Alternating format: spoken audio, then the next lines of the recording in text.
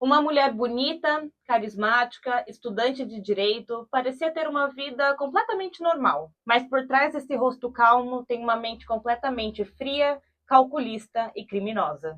Hoje o caso é de Ana Paula Veloso Fernandes, a mulher que está sendo acusada de tirar a vida de várias pessoas de forma silenciosa e cruel. Está sendo conhecida aí como a serial killer do veneno, né, assassina em série do veneno, e ela mata aí de forma silenciosa, né, cruel, completamente, que enfim, parece mais um terror psicológico.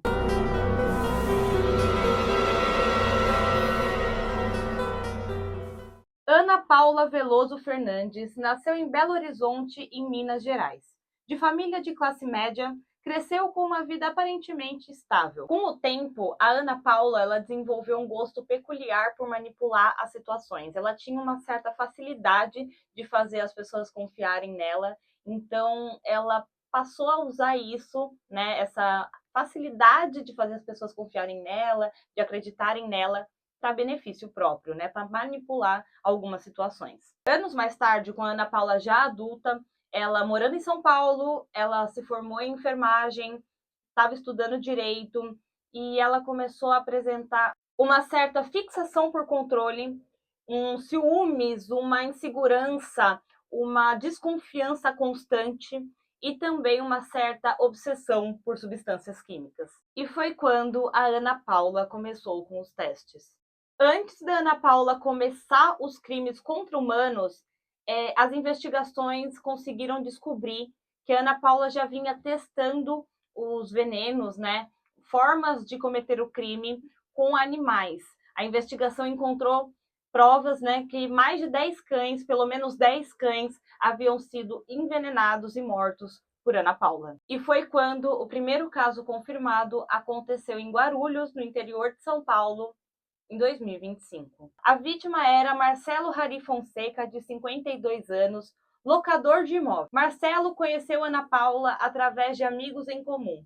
Pouco tempo depois, ela já frequentava a casa dele. Segundo alguns vizinhos, né, de Marcelo, diziam que eles pareciam, né, Ana Paula e Marcelo pareciam próximos e que eles até pareciam íntimos. E Ana Paula meio que parecia que alugava a casa do Marcelo, né, a parte do fundo da casa do Marcelo para morar. Então meio que ela era uma inquilina, né, pagava um aluguel ali para ele para morar ali na parte do fundo da casa dele. Foi quando em poucos dias tudo mudou. Marcelo começou a se sentir mal, começou a sentir uma dor estranha, uma fraqueza, uma tontura e o silêncio. O corpo de Marcelo foi encontrado 5 dias depois da morte, já em um estado de decomposição avançada, dentro da própria casa. O mais assustador de tudo isso é que Ana Paula estava lá. Foi ela quem fez a ligação para a polícia, falando que tentou chamar o vizinho várias vezes e que ele não respondia, e que aí percebeu que tinha algo estranho, e aí por isso chamou a polícia.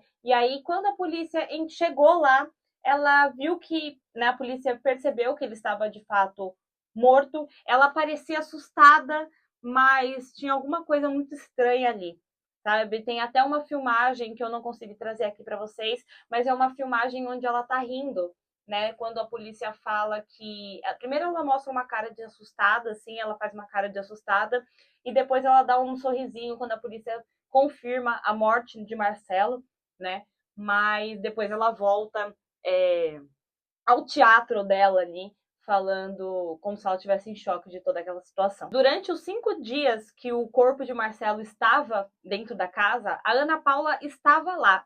Ela chegou até a mandar algumas mensagens pelo celular do Marcelo para disfarçar ali o crime, né? Tentando disfarçar mesmo, como se ele tivesse mandado mensagem até um tal horário, que ele tivesse sozinho, para tentar dificultar ali as investigações. Vale lembrar que a Ana Paula ela não usava outras armas, tá? O crime dela era completamente silencioso, né? Foi completamente silencioso, já que ela usava substâncias químicas, veneno, misturado com bebidas, com alimentos. Então, não tinha uma materialidade ali de fato para ser investigada ali na hora. Então, precisaria passar por exames laboratoriais e tudo mais para ser de fato identificado o que era aquilo. Então, o modus operandi dela era bem silencioso, né? Era uma forma de atingir as outras pessoas de uma forma que ela não precisasse coagir ninguém e tudo mais. Depois do Marcelo, outros nomes começaram a aparecer. Maria Aparecida Rodrigues, uma amiga de Ana Paula, começou a passar mal repentinamente e morreu pouco tempo depois. Neil Correia da Silva, um idoso do Rio de Janeiro que mantinha contato com ela pela internet, morreu após um encontro com sintomas de envenenamento. Haider Miharis, um tunisiano residente em São Paulo, que também teria se envolvido afetivamente com Ana Paula, foi encontrado morto com sinais compatíveis ao mesmo padrão. Todas as mortes ali pareciam naturais até então, até que a investigação, a polícia conseguiu encontrar um elo que unia todas essas pessoas e esses crimes. E esse elo é a Ana Paula. Ela estava sempre por perto. A perícia criminal e os especialistas em comportamento chamam a Ana Paula de sociopata funcional. Ela aparentava empatia, mas não sentia culpa. A polícia ela começou a ligar os pontos quando os casos repetiam os mesmos padrões. Durante o ano, durante uma nova investigação de mensagens, áudios e provas físicas, provaram uma ligação entre Ana Paula e as mortes. No apartamento dela encontraram substâncias químicas, receitas médicas suspeitas e anotações sobre doses e sintomas. A suspeita acabou se transformando em uma certeza. Em outubro de 2025, a Ana Paula foi presa em São Paulo. Durante o depoimento, ela manteve a calma o tempo todo, quase sem piscar, falando com uma naturalidade como se nada daquilo fosse real. Nenhum sinal de arrependimento. Você confirma para mim que você matou o... Matou o quê? Ajudei uma amiga que mandou matar o pai. O Neil. O Neil. Neil e o Marcelo Heri Fonseca. O Marcelo Heri Fonseca. Certo. A Maria Aparecida e o Haider não foi você. Não, eu estava chamando a polícia direto no portão dele. Ele roubava essa arma. A mulher da frente, que trabalha no livraria carnicista, falou que ele era assaltante, usava essa arma para roubar lá por dentro. Tem uma favela, uma comunidade, né? Uma rua lá por dentro. E ele usava essa arma para assaltar. Tanto que quando foi lá, tinha um monte de identidade, um monte de coisa. Entendeu? Aí ele pegou, entrou, e as portas são arrombadas. Tipo assim, isso aqui é tudo quebrado, só tem esse trinque. Isso aqui não tem, só nada disso. Em todas as portas da casa não funcionam. Ele subiu, só subiu a escada e não tinha passagem na parte do banheiro, entendeu? A casa era separada. Então ele passou, deu a volta e empurrou. E foi subindo a escada. Quem estava lá? Eu e as crianças. Falei, peraí, minha sobrinha está trocando de roupa. Mas a casa é minha. Falei, a casa é salgada. Aí eu aproveitei para discutir com ele, mandei as crianças para o quarto, mas ela dormindo no mesmo quarto, porque eu tinha colocado minha sapatilha na porta. Eu vi que a sapatilha estava enviesada. Eu deduzi assim, alguém não vai entrar. E eu fiquei desconfiada. Esse irmão não está aqui, deve ser esse vizinho. Eu vi pela brecha de cimento, ele olhava pelo banheiro, quando tinha alguém tomando banho, porque ele falou assim, não precisa deixar a luz do banheiro apagada, não. Pode deixar acesa. Usei o quarto totalmente no escuro. Aí eu comecei a ficar ligada nas coisas, entendeu? Aí, vamos lá. Discuti com ele, pedi as crianças para o quarto. Fica no quarto, vou conversar com o vizinho. Chamei ele lá para frente. E eu falei, lá na frente que era onde ele ficava. Que era essa coisa também é tudo arrumado também. Não tem perigo. Foi onde ele foi encontrado. Sim. Aí ele foi na frente, sentou no sofá e ficou com os braços abertos, como se nada tivesse acontecido. Depois que falou um monte de coisa na minha cara, da cara deles, Deus pegasse as crianças e fosse embora e que não ia me devolver um centavo. Aí eu fui com uma faca e dei uma facada na axila dele, embaixo, da axila dele.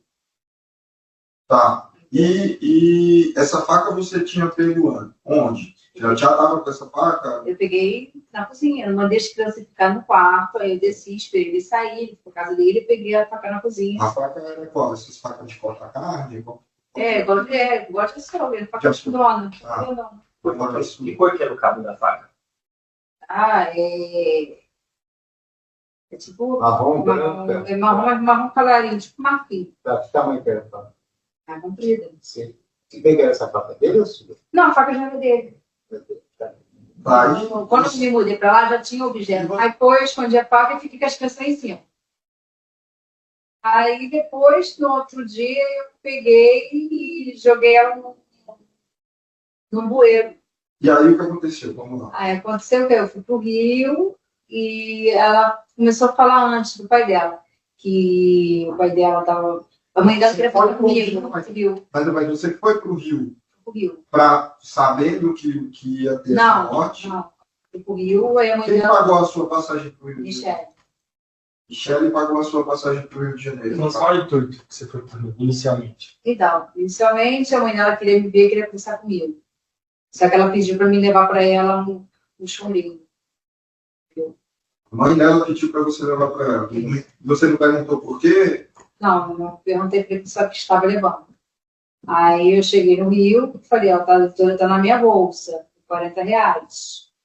Eu já tinha comprado e fui para lá. Quando fui para lá, a mãe dela conversando comigo, falou que não estava mais aguentando o marido, não estava mais aguentando ver ele estuprando as cabritas, os bichos, e depois ela ser obrigada a dormir com ele.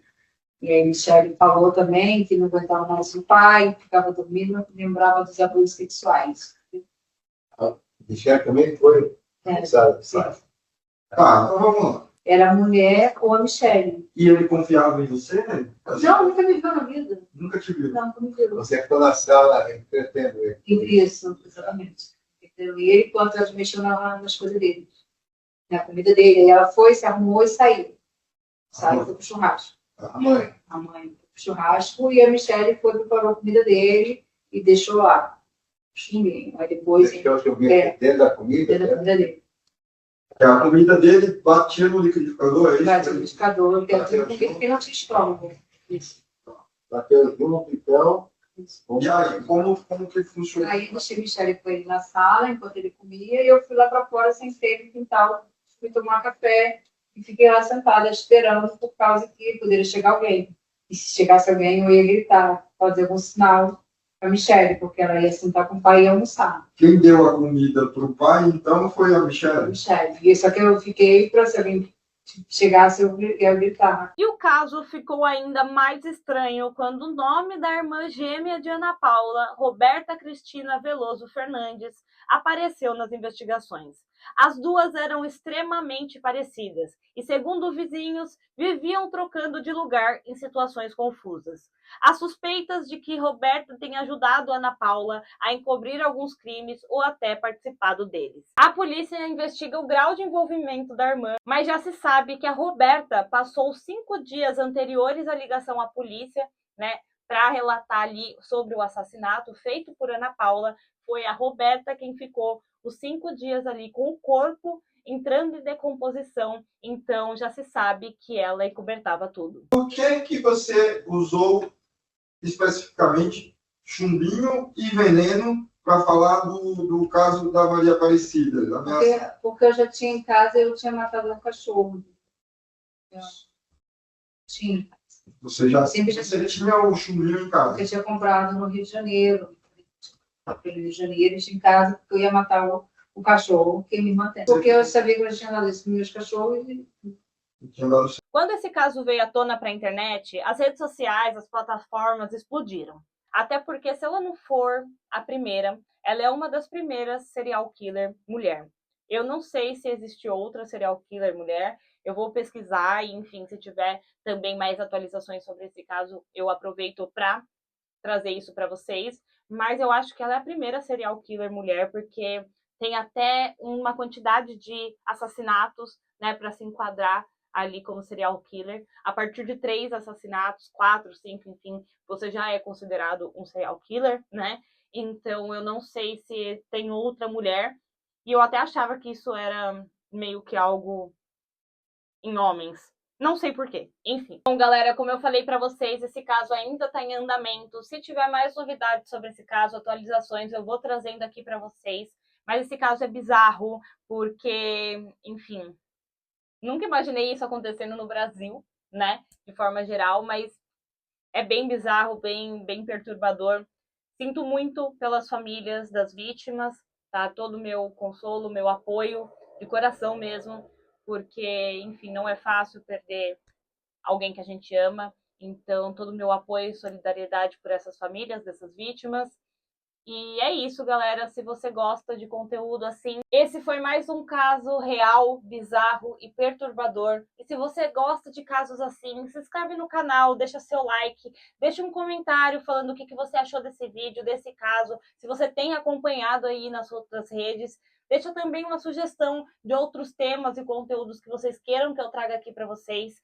E não esquece de ativar o sininho, porque toda terça e sexta tem vídeo longo aqui para vocês e todo dia eu prometo que vai sair vídeo curto, tá? Eu tenho prometido aí, mas enfim, tentando organizar algumas coisas da minha vida. Mas é isso, até o próximo episódio e tchau!